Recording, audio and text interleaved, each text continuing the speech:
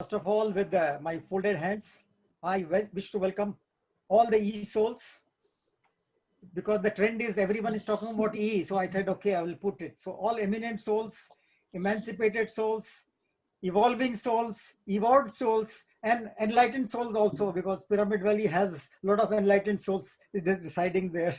So, but one thing is common with all these e-souls is that we are all eternal. We are going to be here. There is no death to that. Now, your first question is that we are very much people curious about this instrument. I will show you. This is a Nada Veena, because when I pluck it, it sounds Om. I'll just do it for you.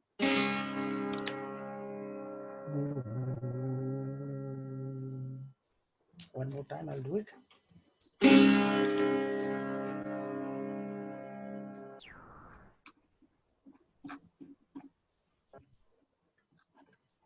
We all know about the goddess of knowledge, that is Ma Saraswati.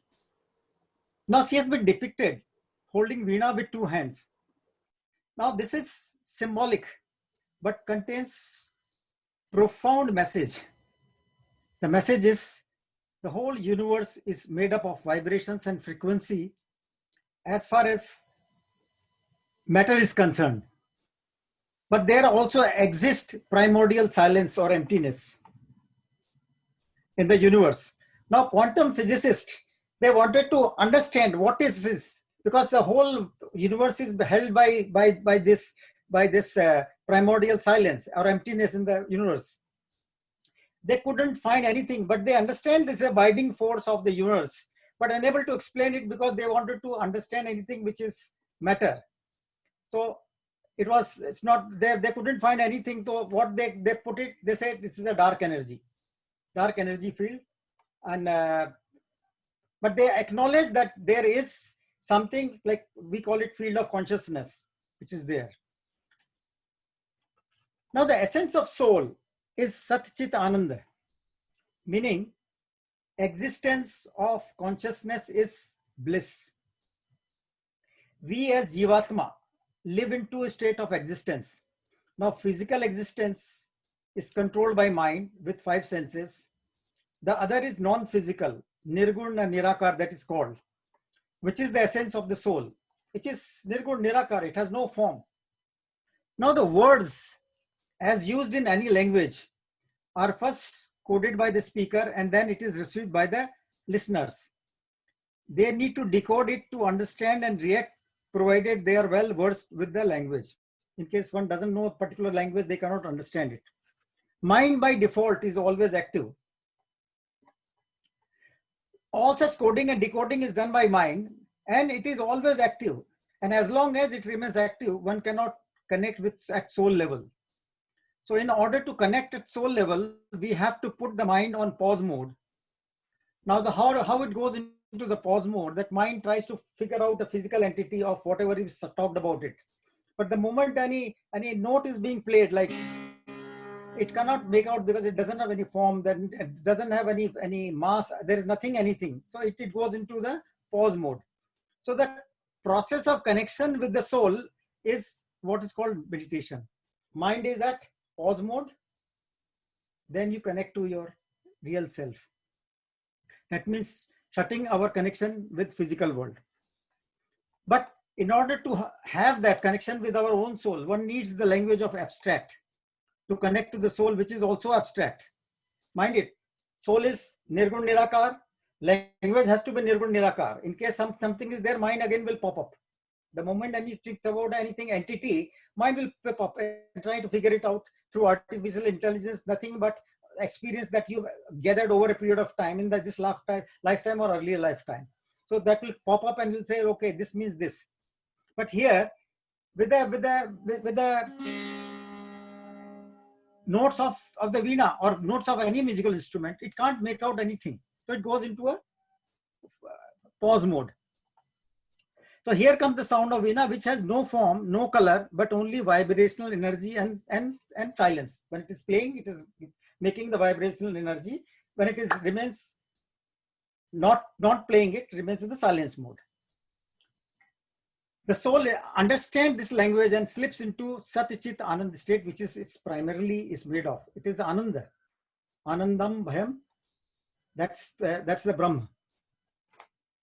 Now, now it is very important to understand how the Anahat Chakra is connected to the whole scenario. Anahat Chakra, by its definition, is called Anahat. That means unstruck. That means sound is produced by putting two things together. Like if I have to clap, I have to put this. If I only use one hand, I cannot have the sound produced.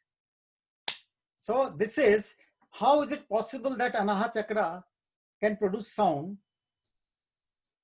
Okay, so we have to understand that in order to Anahat Chakra to activate, you have to activate the Sahasrara Chakra also. It's not Chakra, it's a Sahasrara, which is 1008 petals. Now, these are not petals. In fact, if you look at it, these are the micro antenna, which is connected to the universal frequency.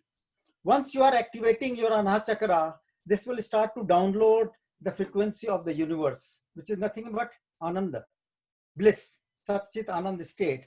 And that will be through resonance theory. You will download it, and your heart would know about that. You are bubbling, you are oozing with the energy of Sat Chit Anand. And that leads to the state of peace. And while sound is vibrating with love and peace, there is no enemy within or outside. You are absolutely, there is no enemy here, no enemy outside. So you are going to express your joy. And once you express your joy, you will be dancing, you will be doing all creative work. You will be doing painting, you will be doing baking a new product, new dishes or anything. Trying to learn new language, trying to portray any painting or anything. So this is very, very important to understand that we will be using the language of the abstract to understand the language of the soul. Now, something very interesting I can share with you. The Om is called Nad because it deals with the power of manifestation. In Indian religious tradition, practically all of them used Om, the seed mantra, to create Mahamantra. In Buddhist Vajrayana tradition, it is Om Mani Padme Hum. In Jain tradition, it is called Om Vitragai Namah. In Saivites, the Mahamantra is Om Namah Shivaya. For Vaishnavites, it is Om Bhagavate Vasudevaya. For Sikhs, it is Ek Omkar. And finally, for Vedantis, there is no form of worship. They only put up Om there. The Om is there in their worship area. They don't deal with any deities. There's no idol available. So this is every, if you look at it, it cuts across all religion tradition, and everyone is using Om as a seed. That means as a vibrational energy to connect to the universal and to your own, because we are who we are. We are a microcosm of the cosmology, of the cosmic energy. Everything which is there, a big one, Brahmand. Brahma means the big, and we are a microcosm. We have the total connection with that all the time. So when we talk about the consciousness, Mandukya, I think some people may have read it. They have put 4 stages of consciousness. Now the first stage is consciousness is waking up. You are waking up as we are listening. Our eyes are open. Now we are in terms of the EEG. If you to take the EEG pattern of neuroscience, it will show us that we are into a state of beta, which is 13 cycles per second up to about 30-40 cycles per second. Now, once you close our eyes, the brain doesn't have to do the processing of the visual image. So it goes down from beta state to alpha state.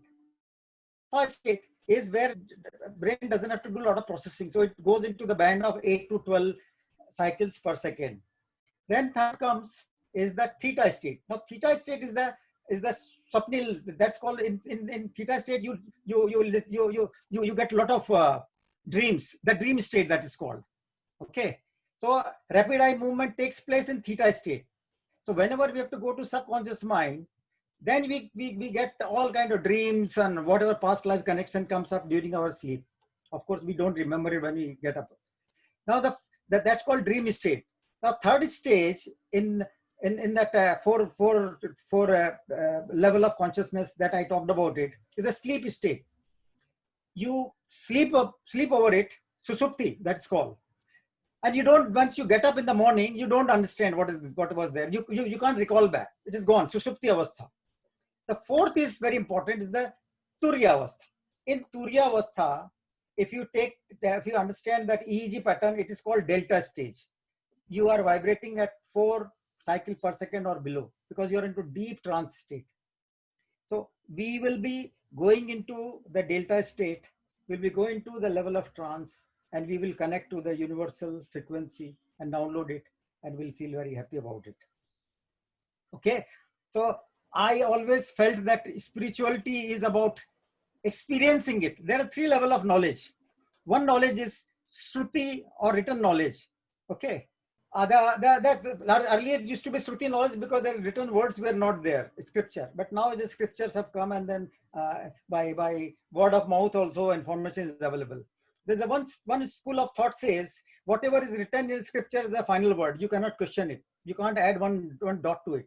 There's one level of knowledge. Do you subscribe to that? That's your choice.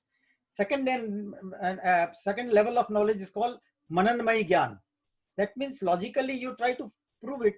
Is it so? What is written there? Is it earth flat like it's a round? It's been shown in one of the scriptures, but it is shown as a plate. It's not completely round. It's like a ball. So once you try and shift through the information available, and you say, okay, no, it's round. Don't ascribe that is like a flat plate. You use your contemporary knowledge to try and figure it out. Third level of knowledge is very important. It's called experiential knowledge. Anubhavamayi Gyan. If it works for me, it is good for me. If it doesn't work for me, it has no value. So my submission in this workshop is to put a lot of emphasis on Anubhavamayi Gyan. You should get it. If it doesn't work, it's fine. There's no problem. You don't have to follow somebody else's footstep. You have to chart your own journey, and that's where you're going to do it. And in all what's called most of the seminar I have attended on spirituality, people talk about hours together about at mind level, talk about the concepts, but they wouldn't do experiential, because I want to understand it. If you talk about bisi vele bhat or dosa, you hear the recipe, and from a far end, I was like you're showing on the picture, doesn't serve my purpose, because he said too tasty, but unless I test it, I cannot say it's tasty or not tasty. Thank you everyone. So